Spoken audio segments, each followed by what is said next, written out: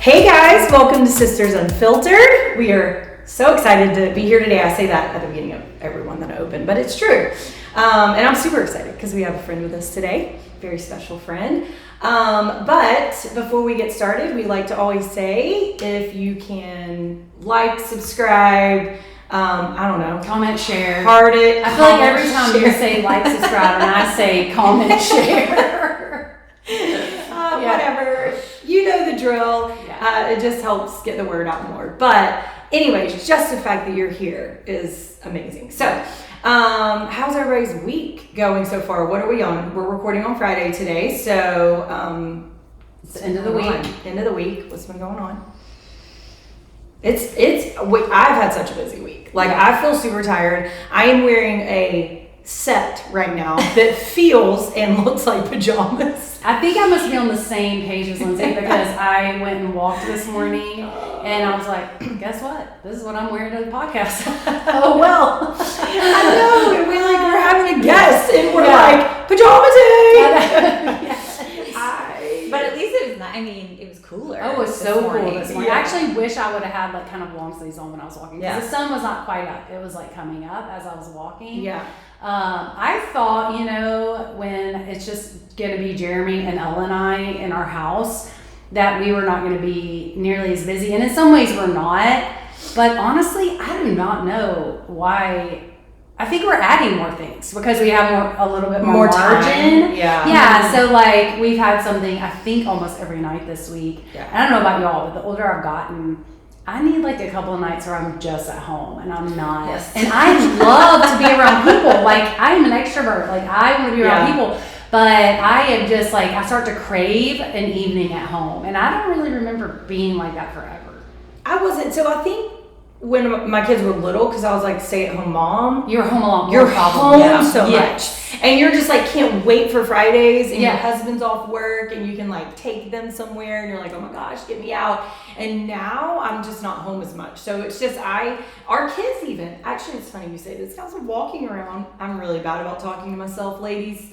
And I was walking around my house this morning doing stuff and I thought, and I might have said it out loud, the girls are going to want to come home and chill out today because that's what they have started doing on Fridays. Yes. They lounge. They get in like in their pajamas. They chill. And I was like, that sounds amazing because we're not doing that today. Yes. And we have a dinner we have to go to tonight. And I was like, oh my gosh, like it just sounds amazing. I know. It is funny that Ella's the same way. Yeah. She's like, I can't wait for Friday. I don't want to do anything. We don't have any plans, right? And I'm like, well, Dad and I have plans, but you can chill, I guess. I know. Sometimes Eric and I will go to dinner, just me and him, because the girls want to chill. Oh, yes. Like they don't. And I have noticed that as my son's gotten older, he's not as interested in going to dinner. Yeah. He's kind of like, I'd like to stay home. Yeah. I know. You're like, okay. It's just crazy how things, seasons of life Yes. just change. But it's been a busy, really fun week for me. It's great. I feel like when I say that, I'm always careful about saying busy because I'm like, it's really been full and like so good. Yeah. It's just, It has been. And Ashley and I are at a lot of things, but together. Yeah. But some of that stuff that you did this week, I didn't do. Yeah. But still, it's just a lot. Has your week been busy? Football week is always a little bit busier. And sports for sure. But my mom is in town, so which is so fun. Amazing. A little bit less busy. She's here for 5 weeks, she said? It's been phenomenal already. Yeah. And I'm like, I don't know how I was doing this without her. It's amazing. It is amazing what we can do. And then it's amazing when we look and we have help and we're like, why and how did I do that? Yeah. It's so fun. So, not quite as busy, but it's been a good thing. That's awesome. Is football going good? I think so. It's a big commitment. It's a big commitment. Yeah. So I have noticed that, he is much more, my son is much more wanting to have those moments of like, I just want to chill. Yeah, for sure. Yeah, and it was really hot the past couple of weeks. Yes. So tons of practices. Yes. Tons of practices. So and much. I feel like kids have longer days than we had because of activities. I don't know about you guys. I went to school and came home. And I did play tennis, but I don't even remember that being a thing. Well, no, sports weren't as psycho as think about Ella Ella gets to school at 6:45, and she doesn't get home until like 4:30, 4:45, something like that. And I'm like, that's a long day, and you do that day, 5 days a week. No wonder they want to chill at home. And they're doing they're not just in class that long. Like Ella runs, she does cross country, and Augie's doing football. It's a lot. Thursdays he's there at 6:45 for football, and then he has band practice after school. Oh my gosh. So he doesn't get out till at least 5:30. Yes. And I'm like, that's a long day. You were just at school for 12 hours. Seriously. Oh my gosh, that's It's crazy. so long. No wonder our kids are ready to chill by Friday. I know. I'm kind of tired just talking about it. Seriously. But Well, it's life. It is. Well, you guys have already heard a little bit from our friend, our special guest today. Lindsay, do you want to introduce Krista? Yes. Yeah. This is Krista. She is a very good friend of mine, and somebody we've known for how many years have we known? I know, I was thinking about that. Years at least. I mean, I've known you longer because our kids were in school. Yeah. I knew of you, through Yeah. other people too. But then I think maybe known us well. Was when we started going maybe to church together? Yes. Yeah. So 6 years maybe. And so then Krista and her husband Eben, by the way, not Evan, were in our small group, life group, that actually I refer to this life group all the time with people. It's so funny. Like we ran into, we're doing another one that's kind of similar on Sunday nights, but entirely different people. And Sunday night, when I was shopping for it before they came, I ran into 3 people from our small group that time at Sunday night before I came to this one. And I was like, oh my gosh, we're doing another one. And I was like, and I always talk about that y'all's group. Phenomenal. It was just special Yeah, group. I think we met for a year. And yeah. every single Sunday night, pretty much. Yeah. And what we couldn't get over is like everyone showed up. They did. Like every week. Yes. Which is just like not normal. 10 families. Yeah. With all their kids. At least 20 to 30 kids. Yeah. Like it was nuts. But then like worked. also Not great because we did have curriculum and we talked and we discussed. Kids would kind of come in and out, but I don't know about y'all. Like my kids look forward to it. Oh, they Sunday did. night. Like if we weren't having it, they were like, "We're not having life group tonight." Yeah. And we just kind of saw God do some amazing things during that time. And a testament to your and Derek's generosity and hospitality to do that every week when we talk about like wanting to have chill time. Yes. You're ending the week with a huge event. Yes. I always say Derek and Lindsay are like a small wedding. Yes, for sure.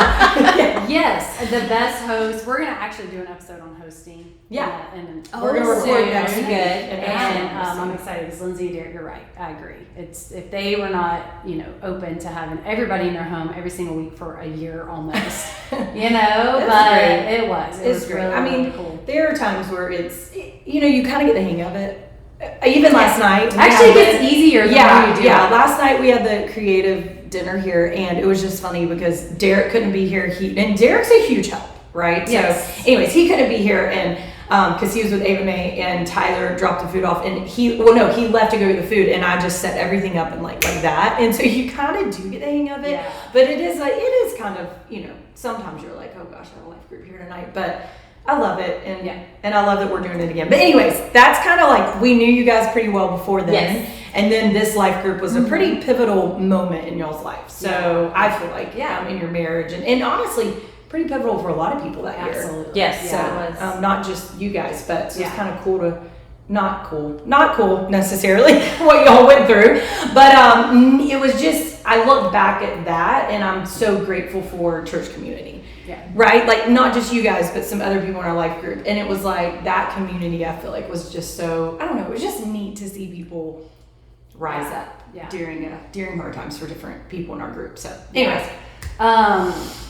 I'm excited. I think I told Lindsay yesterday, or my favorite things is when we have guests on the podcast. Like Lindsay and I talk all the time. You know what I mean? Like whether we're on a podcast or on the phone or whatever. And I totally appreciate that. But I love when we have guests because I think that like today you're going to share your story, and stories just speak to people in such a way that they appreciate vulnerability and they appreciate authenticity. And so I'm excited. I'm excited that people are going to get to hear your story today and that you're on our podcast, and we love you and thank you for taking time. Yes, because of this course. lady's got, she's like, yeah, it's not that busy. Believe me, she's got a lot going on, as you'll hear. But why don't you just tell us a little bit about yourself? Let's just start off that way. Yeah, so my name is Krista. I have been married to my husband, Evan, for 15 years, and we moved to Texas 10 years ago now. I feel like I can say I'm a Texan now. The decade mark. We hated the winters we were living. I grew up in Ohio. I grew up in a very Italian, Irish family, big family, lots of cousins and pasta dinners. And then I moved to Texas. I wasn't born here, but got here as fast as I could. Yeah. I have 4 kids. My oldest, I have a boy who's 12, a girl who is 6, and then 2.5 years ago, we had surprise twin girls, and they're not identical. They're very different personalities, but so much fun. So cute. I am the chief compliance officer for an investment management firm here in Austin. I've been there for about 10 years. So I write like rules and policies and enforce them for a living. Like I always say, I'm not going to be invited to career day like ever, especially if you're married to a firefighter, which I am. Yeah.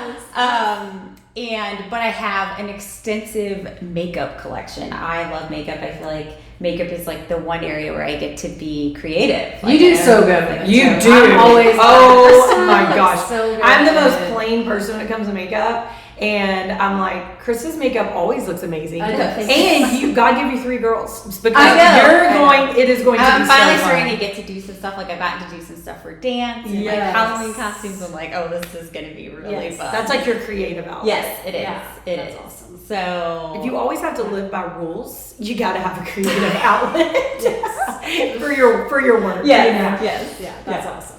Yeah, you do a great job with that. yeah. So since we're talking about just your story, and it's so, our stories are so much more than a single event or whatever, but I kind of want to jump in just because I'll tell you this.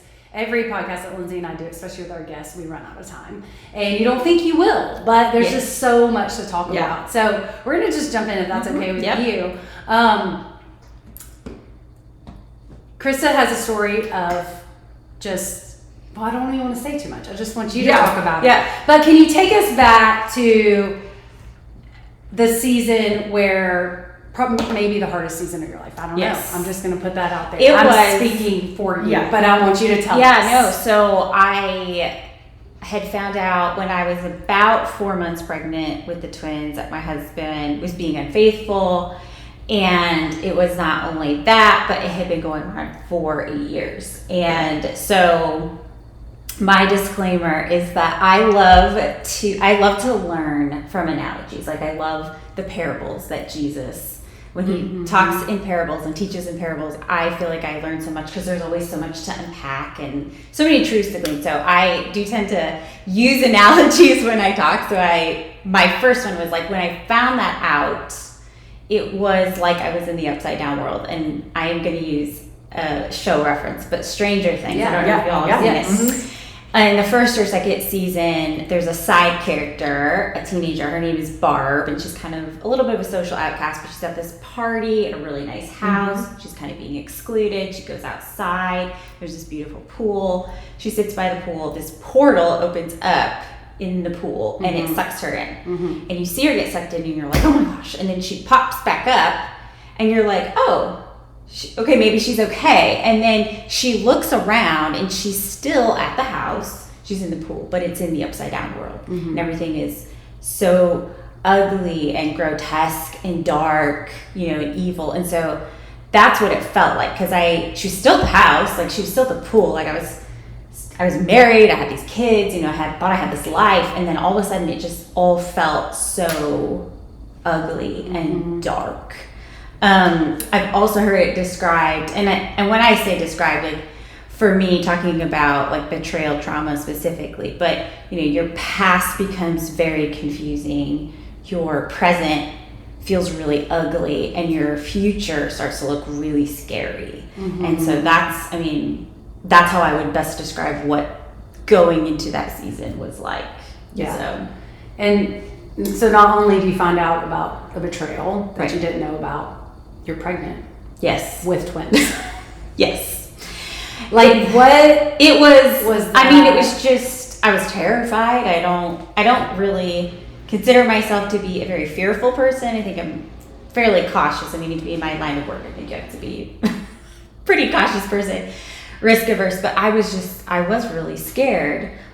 But I saw very quickly that I could see the Lord was using my pregnancy as a form of protection. So at the very beginning, I read a book called Betrayal Trauma by Lisa Taylor. It's a really good book by really strong Christian woman. But she talks about when women go through this, and it does happen to men and women, but it is primarily women that experience this. And they will try to medicate the pain with, another unhealthy behavior. And oftentimes it's either like a revenge affair, or they want to, they'll start gambling or excessive shopping, drugs, alcohol, So being pregnant, that's true. It kind of like took off, or like almost like removed a lot of those options. That's interesting, yeah. And I didn't like, I do like, I like online shopping, but I don't like maternity clothes shopping. Right. I wasn't like even like tempted. Like I like shoes, but your feet swell up, so I couldn't even. So it was, and now for me, the thing that was left was safety-seeking behavior, and that was my way that I was trying to medicate and feel safe and go into this very hyper-vigilant mode, and I'll talk more about that. But so I felt like, number one, it was a form of protection, but I did believe, like, God, if you brought these babies to me in this season, they must have a really special purpose. Like outside of me, outside of our family, like, God, you must have really wanted them here because they're going to accomplish something really important in your kingdom. Absolutely. So, and to be honest, like, it was probably my best pregnancy. I was 10 years out from my first pregnancy. I was older, obviously going through really intense heartbreak, and it was my best pregnancy. Wow. And that was phenomenal because when you are pregnant with twins and you're older, you're at risk, you and the baby are at risk for so many more complications. And it was they were so safe in there. Yeah, that's amazing. That's such God's grace. Yes. On that. When you found out, I think people have a tendency to respond in different ways. Like I'm talking about that initial finding out, and sometimes people isolate, or some people reach out, or whatever. But what was your initial response when it came to, like, you found out this information, and what was your initial response? Like, did you want to hide and cover it up, or did you? No. She said no. I did not. No, because I was so overwhelmed. I had no idea what to even do next. And so for me, I was so fortunate to get connected to somebody who was a betrayal trauma therapist. Right. And that is one thing I want to say is that I think people, especially in like the Christian community, when there is some type of like unfaithfulness or infidelity, the knee-jerk reaction is to say, oh, I have this great like Christian family or marriage therapist, but it's so important to get like the correct diagnosis. So like if I said to you, like, my stomach hurts so bad, and you're like, I have a great like gastroenterologist, like you should go to them. Like, you don't know if it's my stomach that's, it could be a million things. Anxiety, so it could true. be like diabetes. It could just be so many different things. And so the only way to find out what's really going on is to go to somebody who knows, like, okay, there is unfaithfulness, like where it's just an isolated series of sinful choices. It can be the result of something else deeper going on. I had a friend whose husband had an affair but really it was due to alcoholism. Like, and then, or it could just be, and this was my husband's case, like a full-blown sexual addiction. Right. And you can't, a general family and, marriage therapist isn't going to be able to have the tools to give you that diagnosis. And so that's why I think it's so important to get connected with the right resources immediately, because I will tell you, like, I saw a lot of women going through this, myself, who didn't. Right. And then recovery it doesn't happen. Yes. It doesn't even have a chance. That's so happening. smart. Yeah. So I would say, and it's really important too, because, and not to focus on like the victimhood or victim, but like when the spouse that has been wronged, it's really important that they are going to therapy by themselves. So they know which questions to ask, because there's been a lot of lies, right? And there probably is still lying going on. And you can't do that in a marriage counseling session. Yes. Yeah. Yeah, that kind of leads me to my next question. And, what was there a point, or at what point did you feel like your marriage just might not make it? It didn't make it. Like it was, that marriage was dead. It was like destroyed. And I had to realize like it needed to be buried in order for it to be resurrected. Yeah. And those two people that were married during that time, like they don't exist anymore, because we are new people. And I remember, and this was also through the help of like friends and my therapist and pastor, but it's like you don't want to stay to rebuild something new just for the behavior to stop. Right. You want there to be a transformational change in the heart, everywhere. Yeah. And the other part of that was, the hard part of realizing that was that I would have to transform and I would have to change, because regardless if it was my fault or not, I had a lot of toxic behaviors and cycles that needed to be broken, because I had been living in these cycles. Right. And so, and that was a hard part for me, because, and I will say that did not happen like at the very, very beginning, where I was like, oh, and I'm going to have to change too. Yeah. Like, yeah, I think we talk about this a lot. People hear our stories and they think like it just happened overnight. And gosh, things just take time and hard work. They do. And you can look back now, I think, and see a lot that you probably couldn't see at the beginning. Yes, yeah, and it's hard to unwind where your trauma starts and where like old wounds that you've carried for a long time end. Yes. And that just takes time. Yeah. It takes a lot of time. Yeah. So I love what you said about the behavior ending, but maybe the heart not changing. And I think about that even in like raising our kids and stuff. Like I remember we were going through a hard time with one of our kids, and I felt like the Lord was like, this is not a behavior issue, this is a heart issue. And those are different things, and they're tied together. They are. For sure. But heart transformation is what has to happen, honestly. yes. For our marriages to heal and to be able to stay together. At any of that point, did you say you wanted to get a divorce or separate or anything like that? I think this was one of the most pivotal parts of my story, because I had the full support of my church community and pastor at the time to say like, yes, you have like all the biblical reasons to get a divorce.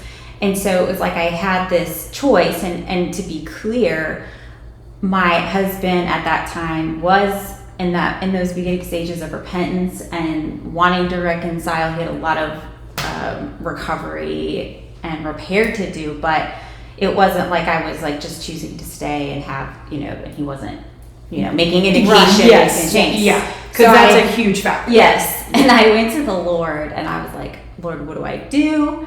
And I felt like the Lord told me, like, you can stay or you can leave. Like, I'm going to take care of you either way. And you told me that. I remember I called Lindsay one time and she was like, I don't know what to do. And she's like, Krista, if you stay and things are reconciled, what a testimony. And if you end up getting divorced, like, what a testimony. Right. It'll, whatever it is, right? Yeah. God will, you'll have a testimony of God's glory in this.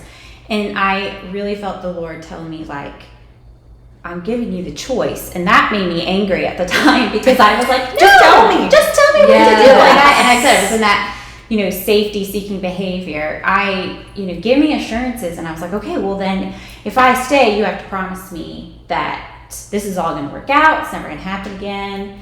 And he was like, I can't promise you that. And I was like, no, and he's like, but I promise you that there is a chance for this to get reconciled if you stay. Yeah. And I will take care of you even if it doesn't work out.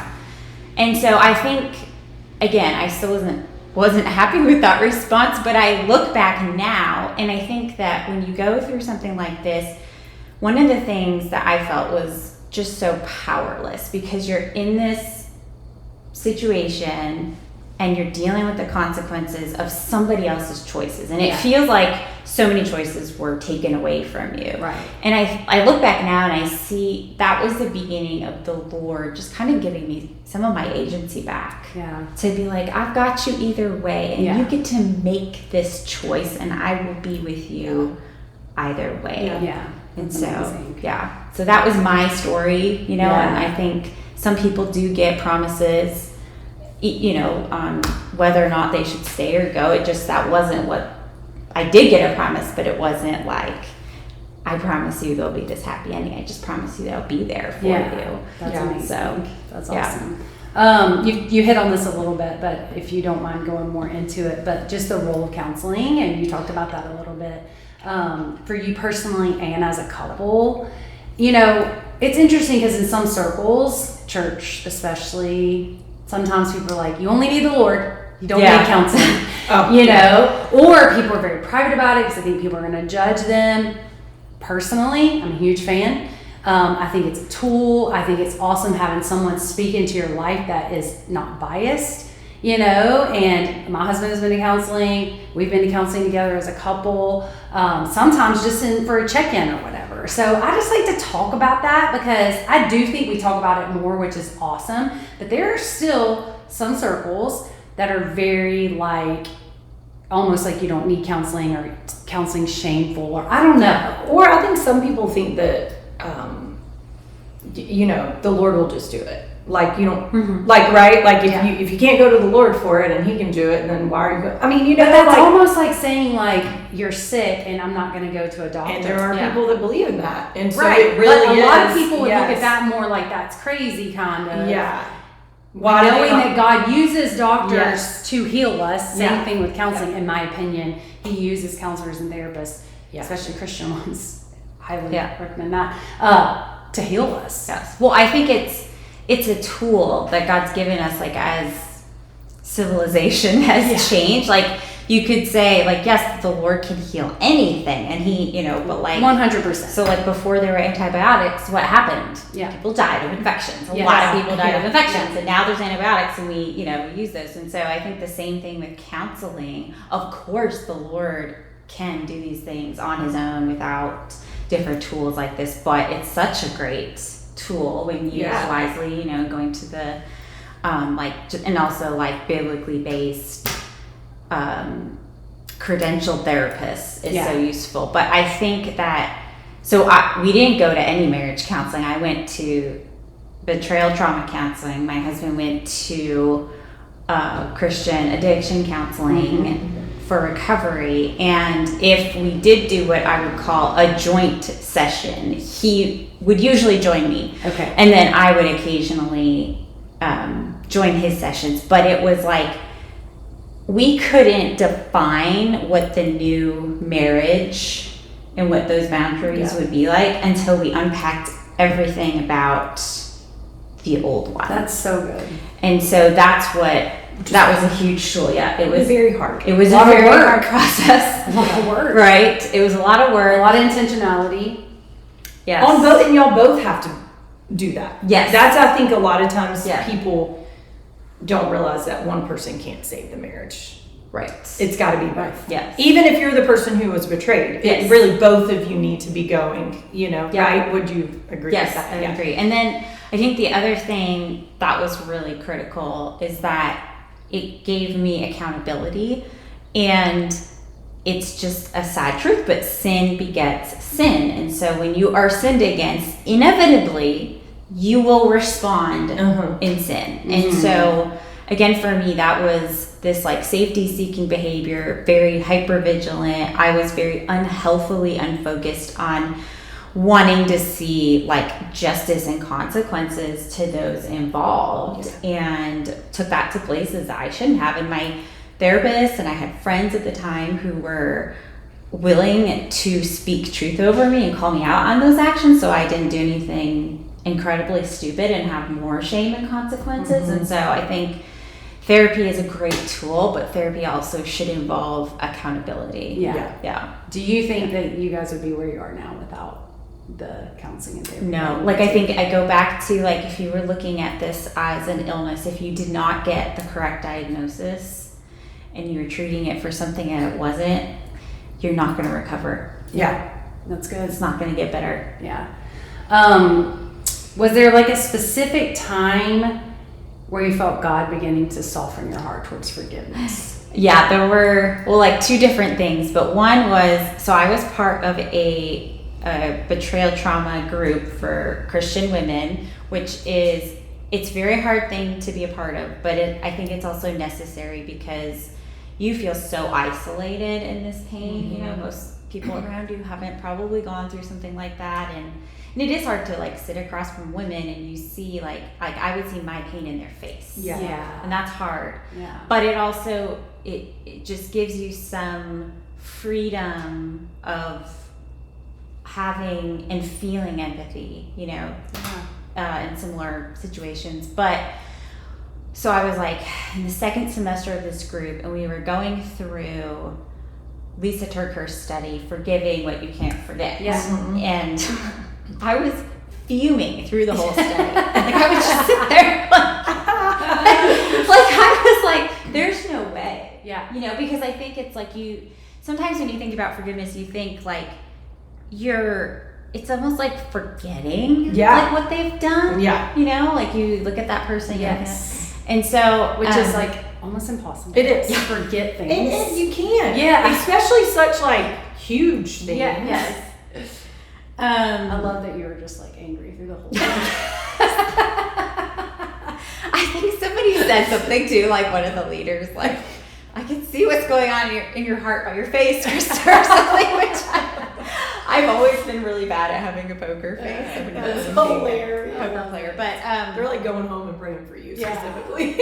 I'm like, she's got to work through some things.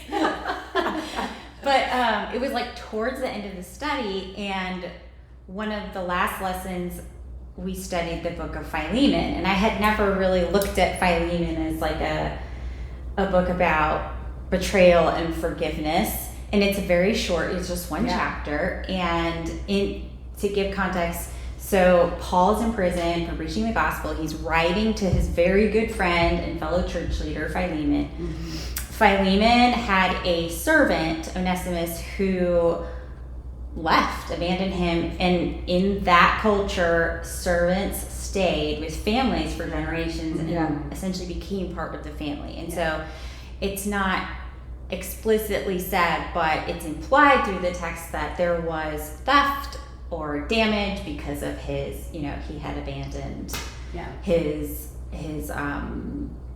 this family, abandoned Philemon. And so Paul is basically, and actually, so Onesimus is in prison for abandoning this family, and Paul is writing to him and basically imploring him to forgive. And it really, what the verses that really stuck out to me was, and it felt like Christ talking to me. And he says, yet I didn't want to do anything without your consent. I want you to do this favor for me out of your own free will without being forced to do it. And if he wronged you in any way or owes you anything, charge it to me. I, Paul, promise to pay it back. I'm writing this with my own hand. I won't even mention that you owe me your life. And I felt like the Lord was telling me, like, don't put the debt of what he did to you on him. Put it on me. Because I can repay it. And it may not look the way that I want it to, but I will give back what was stolen, or what was, abused and, destroyed. And so, and then, he says, and I won't even mention that you owe me your life. And it's like Jesus saying to me, like, and I'm not even going to harp on the fact that, like, I saved you eternally. Yeah. I saved you eternally. And so, in this whole concept of forgiveness being about debt, and that started to plant a seed with me. And then I might jump into like more about forgiveness. Yeah, That's okay. yeah, go ahead. So I, during that season, was also reading a book that I would recommend to anybody going through a painful season, and it's called Lord, Heal My Hurts by Kate Arthur. Really tremendous book. And she put this towards the end of the book, and I thought it was so interesting she put it towards the end of the book, because I think that if she put it at the front, You'd stop reading it. Yeah, it's hilarious. but she says forgiveness is ultimately, it's a gift that God gives us for ourselves, and it comes down to, and this really threw me for a loop. She said, accepting people fully for who they are. And I was like, what? And she's like, no, it doesn't mean you accept the behavior. You condone any of the behavior. But what you're doing is removing the power of of the debt that person has created to prevent you from healing. Yeah. And becoming healed in Christ. And so, like, she used the example of like a little girl whose dad abandons the family, right? And so now there's this debt, there's this pain of my like not having my father's love or presence in my life. And so throughout her life, she's wanting her dad to make those things right, and every time she's going to him, wanting him, or looking for him to do those things, he doesn't do it. Yeah. And it just creates more wounds and more pain. Yes, should her dad do those things? 100%. Yes. He shouldn't have done that to her. But she can say, okay, Lord, I can go to you for healing. I can take that debt he created and give it to you. Yeah. And I can go to you as my source of healing. And that way, so it's like I'm removing the power from the debt that person has created to prevent me from living a joyful, like victorious life. Yeah. And so that's really, to me, how I was able to get to this concept of forgiving. And forgiving doesn't mean reconciliation. Right? It's independent if that person has apologized to you or is making things right. Yeah. But it really is a gift. Yeah. And I think once I started to view it in that lens, it made it a lot easier. But it's a choice. Like, it is a daily choice to forgive. And when you go through something like that, you are initially tasked with forgiving the acts, but you don't know at that point in time, you don't know the impacts of those actions until more time goes on. So you're forgiving the acts, but then you also get lots of opportunities to forgive the impacts, and that's, I would say, the harder part. And it's kind of like grief a little bit, because like when you lose somebody, it's so painful. I mean, and I'm not minimizing anything, like, but then, no, but then it's like as time goes on, you're like, oh, I'm grieving because this person's not here for these moments and stuff like that. So it's a daily choice. That's so good. I think you can see the difference in people, and I'm not saying it's easy, or I'm definitely not minimizing anyone's hurt or betrayal or anything like that. But I think you can see it on people's physical countenance who make a choice to sit in what has happened to them and maybe not forgive and kind of just stay there. And those that have moved on and God's helped them, which is really a miracle, by the way. Like, I think you see it really is a miracle. But I think you can literally see the countenance on people's faces and everything. And I feel like even with Eben and us knowing him, he's transformed. Like, from that time to now, just by looking at him. Yeah. You know what I mean? Which I think is just amazing and so cool. Yeah. And that's what I mean, like, when I say, gosh, we're two different people now. Just two different. Yes. Yeah. How, like, I know you've talked about this a little bit, but how has your marriage transformed? You know, like you, I love how you talk about like that that marriage died. That was our old marriage. We're new people. This is our new marriage. I kind of love that. I love that because I don't know how else you look at it. Like you have to almost look at it that way. Because if you cling to that the old, you can't move on. Like you can't. I don't know how you do forgive, right? Maybe I'm crazy, but I feel like anytime there's betrayal like that, you have to say, that's not who we are. It's not our marriage, and we're almost starting all over again. Yeah. Like, well, I'm getting to know you as a different person because we've unpacked years of things that you didn't know about or whatever, right? And healing. And so now it's like starting a new marriage. I mean, maybe I'm crazy, but I feel like I don't know how you can move on in a healthy way unless you look at that like the old, right? One of the first things we had to do was relearn. This sounds really sad, but we had to relearn how to argue. Like I had over a decade of patterns of our arguments and things that we would each say and like different ways that things would play out, you know, in a toxic pattern. And so that was really hard because and you don't realize how much, and it's a neural, like it's down to your brain neurology where your brain has these patterns, deep grooves between neurons of like, oh, he said this and now I say this. Yes. And then we go into fascinating. Just keep going round and round. Yeah. So what was one of the first things that we had to do was relearn how to argue and to, like, my therapist would always say, start with an I feel statement. Like when you say that, I feel, instead of, you know, attacking. And so that was like one of the first things we had to do. And I remember feeling like, this is so pathetic.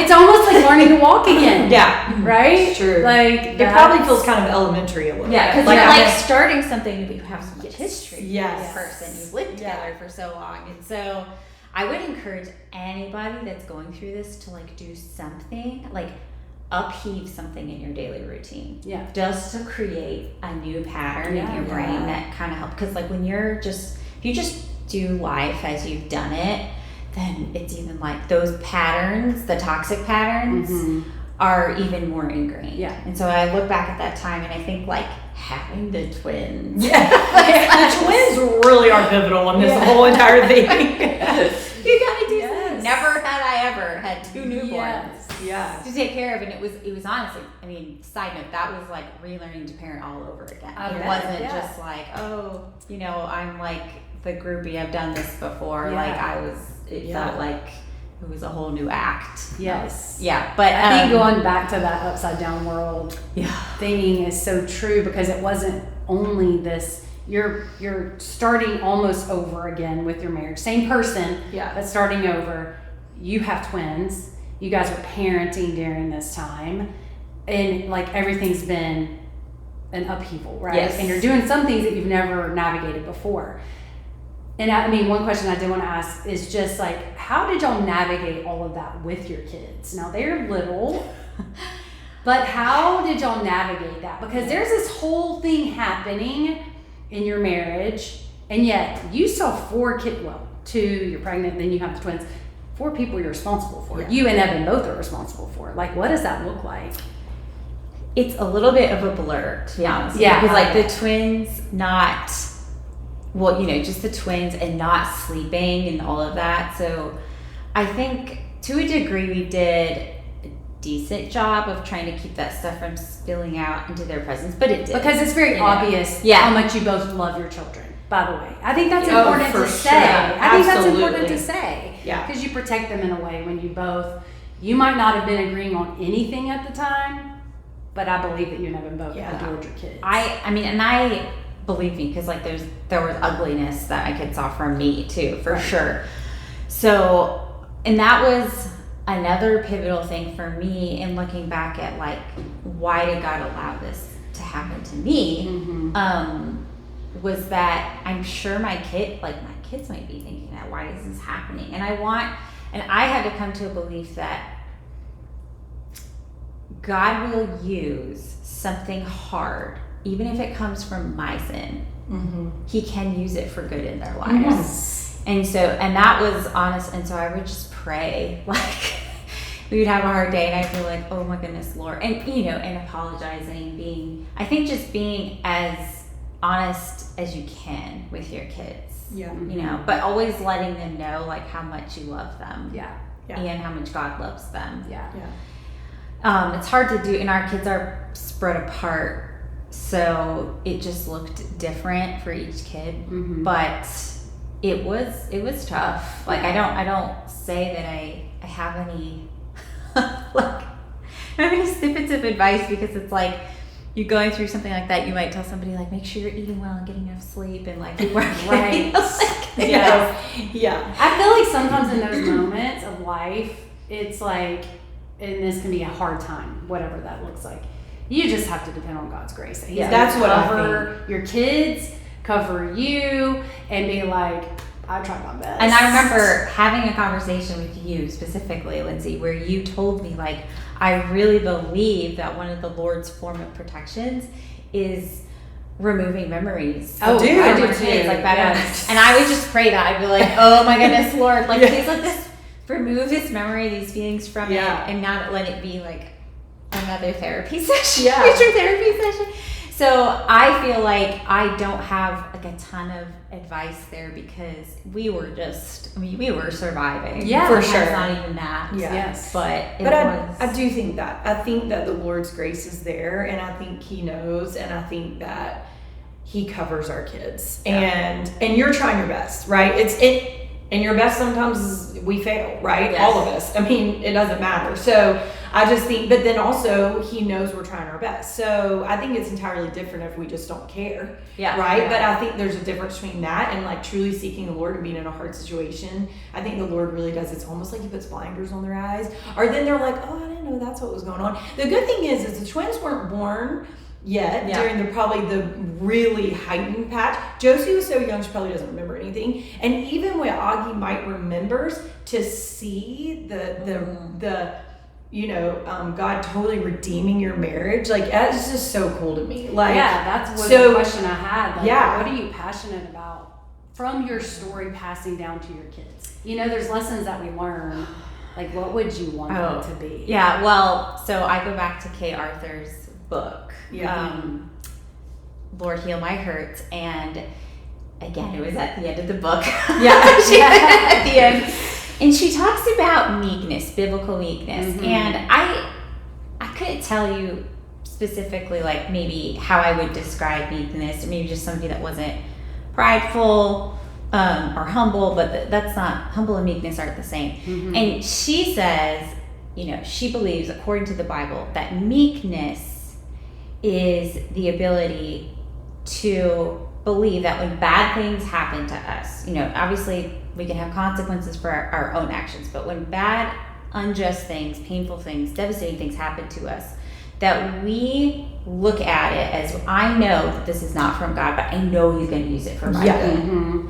And so I think when I think about my kids, and obviously I think with our generation, the tendency to want to helicopter and prevent pain, like our children from experiencing pain, is that I want them to be equipped to go through life. Like obviously I want them to have a relationship with the Lord first and foremost, but I want them to be able to, when they go through hard times, because they'll go through devastating things and painful things, that they're like, okay, I know this shouldn't have happened to me. Like that should not have happened to me. God did not intend for that to happen to me, but He did use it for my good. Yeah, that's good.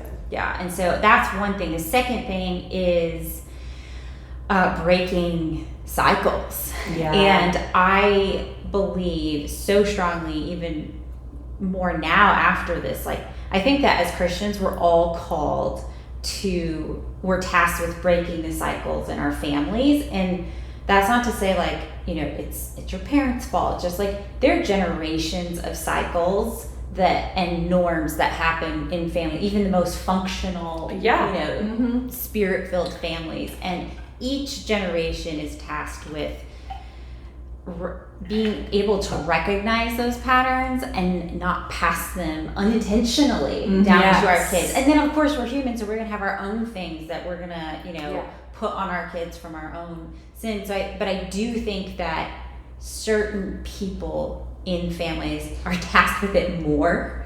And I have told my son that, because I've seen gifts in him and I've seen favor in him in certain ways. So I've told him, I said, I do believe that, and it's not just being the oldest, but that you're gonna be tasked with more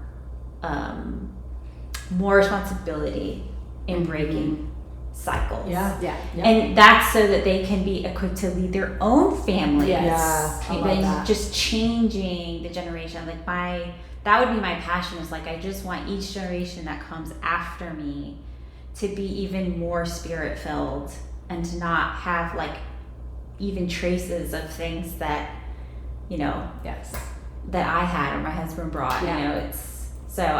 Those are two big things for me. Yeah. So I have 2 more questions. Yes. So the next one is just, because I think this can be helpful.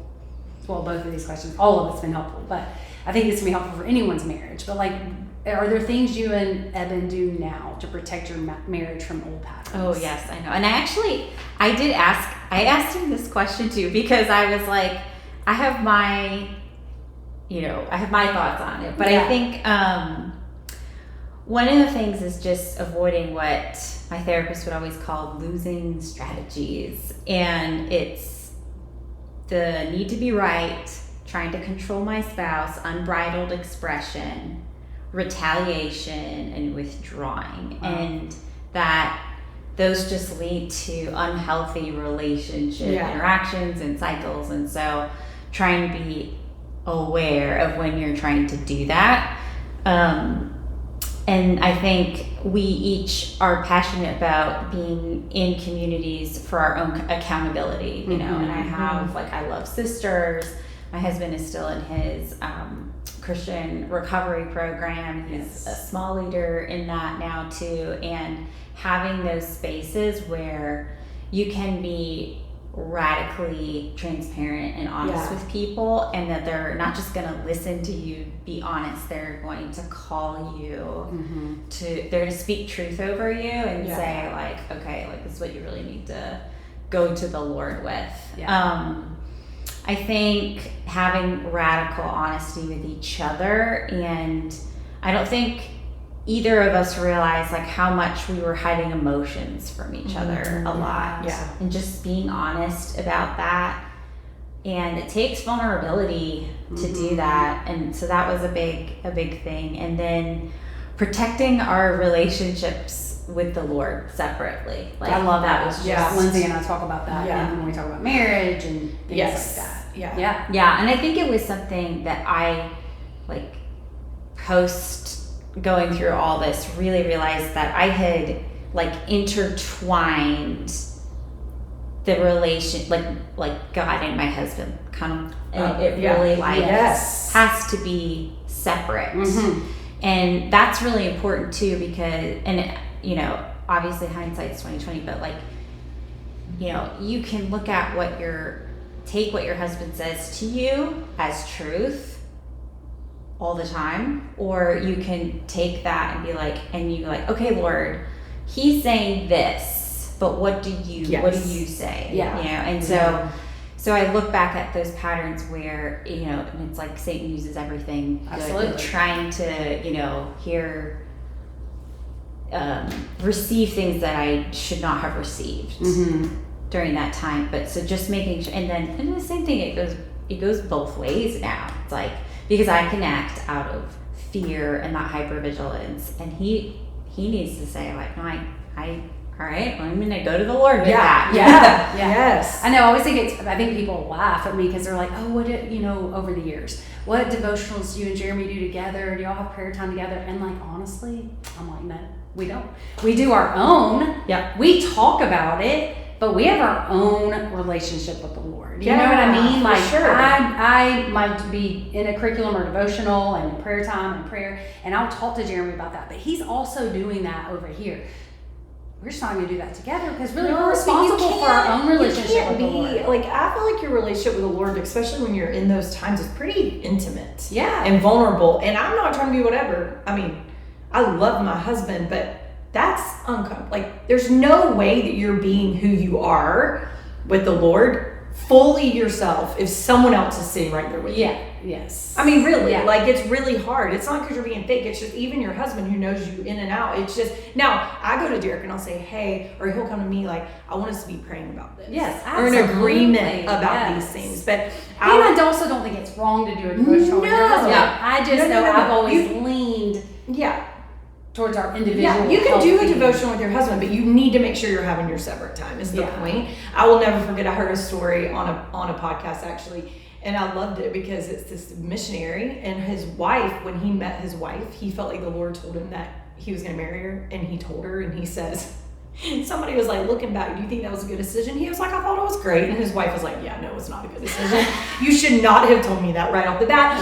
But what was funny was she looked at him, because and there's been a couple of times where that's happened in their marriage where he's been like, the Lord told me this. And she's like, okay. And it was about her. And she's like, okay, cool. Well, I'm going to go talk to the Lord about that and see if the Lord tells me that.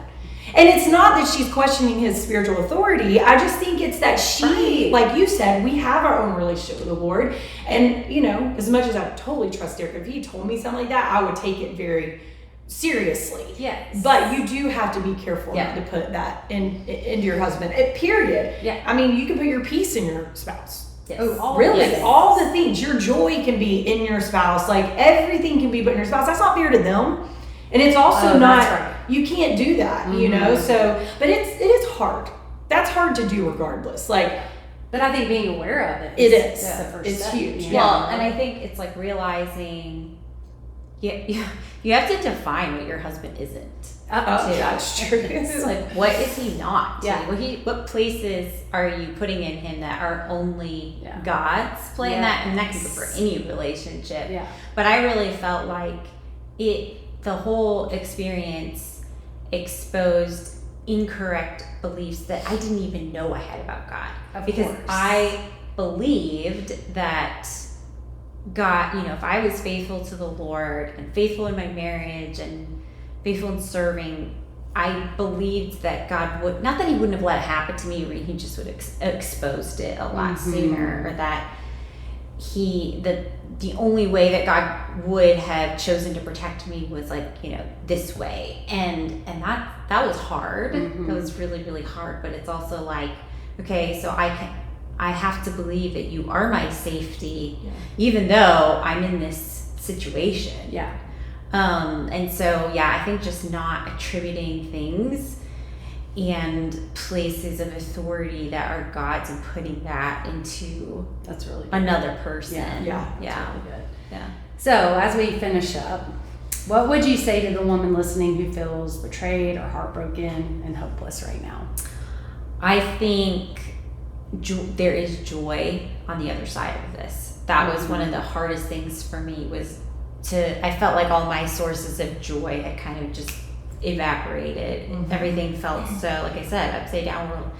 But that would be one thing. And I don't know if somebody said it to me or not, but because I was so like, was in such this like lizard brain place. But the other thing that I would say is that your feelings lie to you. Yeah. And when your belief system crumbles, or part of it crumbles, it's very easy, and that's what I did, was to rely on my feelings. Yes. Because trust is gone. You don't even trust yourself. So you just you don't trust your mind, your heart, you just trust your feelings. If it feels bad, it must be bad. And one of my favorite pastors, Darius Daniel, I love him, but he talks about facts and truth. And he says, facts, your reality is facts, but facts don't change the truth. But the truth changes the facts. And that's why it's so important to constantly rehearse the truth until it becomes facts and it supersedes your reality. You know, it's like, my marriage is broken, but this won't destroy me. You know, God makes all things new. Even if my marriage doesn't work out, He's with me. He was with me the whole time. He was protecting me. And He's so working on our behalf all the time. But those are true things that you have to tell, that you have to get your emotions to line up with that. Yeah. The only way you can do it is by believing and almost reciting the truth all the time. And going back to that, you know, the meekness, that concept of biblical meekness, in the Beatitudes, in Jesus' Sermon on the Mount, it's the promise attached to that. The meek shall inherit the earth. Yeah. When you have the lens that Christ, everything that happens, Christ can use for good, you receive that reward on this side of eternity. Yes. Mm-hmm. You get to see. You don't have to wait. That's right. You get to see it. And so that inheritance, you inherit the earth, you inherit a new reality. That's right. So that's so good. That's what I would say. Yeah. Thank you so much for sharing today.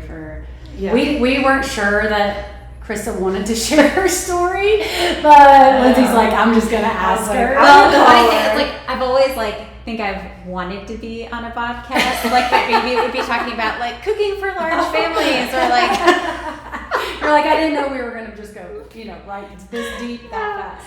But thank you. You're welcome so much. It's been just so. I mean, I would never want that for anyone, but it's been just amazing to watch you guys. Like, I really do feel like we watched a miracle. No, we did. We watched a miracle, and it's just like, I mean, here's the deal. God did His part, but God, when He says He will bless the work of your hand, He ain't lying, because you guys have put in the work. Like, and so that needs to be said.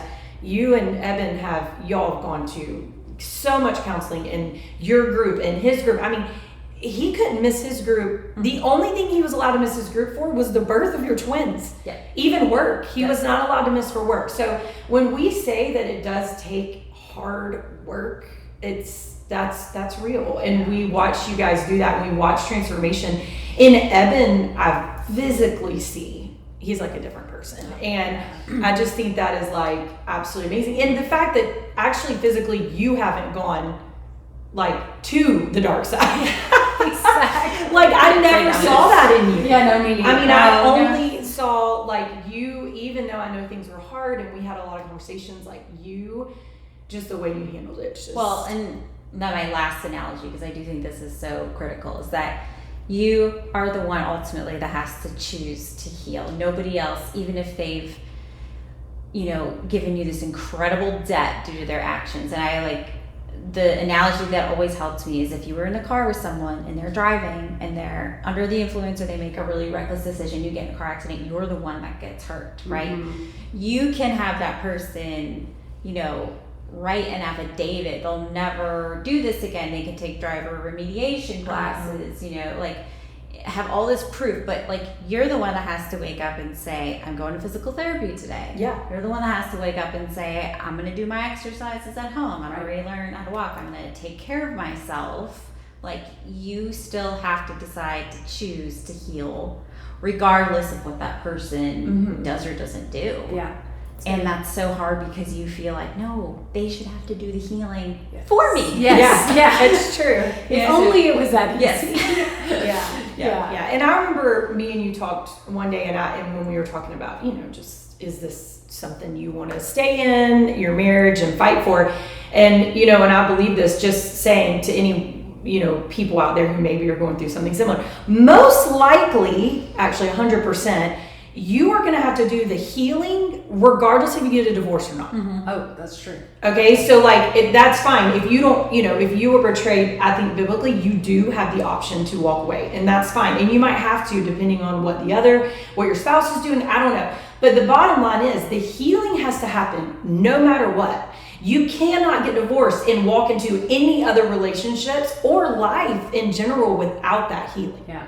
So your choice, it's going to be now or it's going to be later, but it's got to come at some point. Yeah. Because the longer you wait in it, probably the harder it is. Yeah. But I really believe that, and I think that across the board about anything, right? So I think we talked about that one day, and I was like, listen, you can choose to stay with Evan or not, but I think regardless, y'all are going to have to do some healing. Right. And you're going to be in each other's lives forever right. because of your kids. Yeah. Yep. Yeah, You know? but for the most part, I feel like, Krista, you've always, I remember we went over to your house when we found out and we said, what do you want? Do you want to stay with Evan or do you not? And you said, right, I said, we'll support you and Evan no matter what. And you said, I want to make this work. It might have not been as positive as I'm making it sound, but you did say you wanted at the moment to stay. And you know, it's just been a miracle to watch it happen. Yeah, So, it has been so cool. Yeah. So, I love it. Yeah, me love too. your family so much. Yeah. We love you guys. Yeah. So. And we it's just been so cool. love that you came on here and I Yeah. don't know.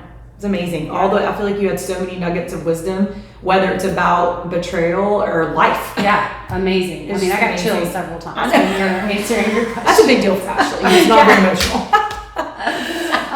But let's finish with question of the week. Yeah. And I think it's very appropriate since Krista has 4 kids, Lindsay has 5, I have 5. A lot of kids in this right now. Yes. So for daily chores, what chore do you absolutely hate doing? And what chore do you not mind doing every day? I hate unloading the dishwasher. Girl, that's mine too. Offloaded that as soon as I As soon as you can. Yeah. and I don't like folding and putting away laundry. Okay. What daily chore do you not mind doing? She's like, I don't know. I I feel like you like to cook. guess I don't. I'm like, again, I guess it's a chore. It might not be like you love it, But it's you still a just don't chore. mind doing it. Yeah.